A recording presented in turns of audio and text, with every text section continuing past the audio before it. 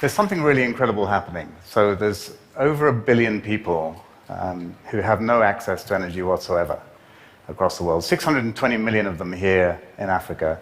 It costs about $1,500 to connect each household up to the grid. If you're going to wait for it, it takes about 9 years on average. I mean, that feels like a lifetime when you're trying to make that happen. That's kind of unbelievable. And it's also unacceptable. So let's do something about it.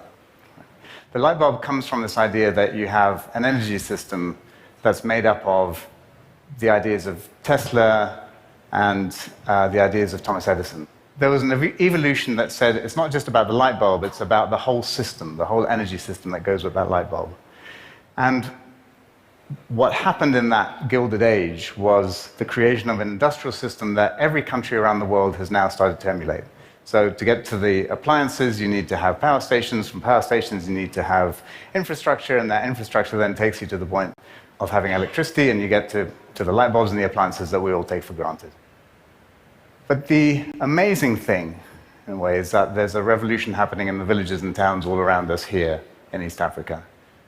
And the revolution is an echo of the cell phone revolution. It's wireless. And that revolution is about solar, and it's about distributed solar. Photons are wireless. They fall on every rooftop, and they generate enough power to be sufficient for every household need.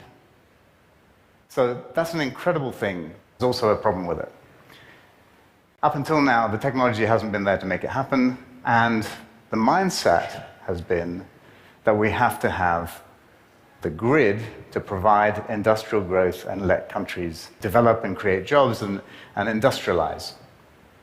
So we've gotten ourselves to a point where actually the costs of building these grids and following that pattern of development are really unsustainable.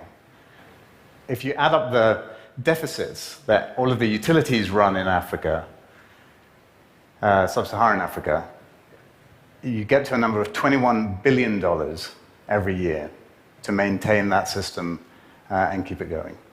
So an extraordinary amount of resource that's been put into creating a system that ultimately we will have to wait a very long time for, and when it comes, it often doesn't come with sufficient robustness to allow us to go down that path to development. So what a shame.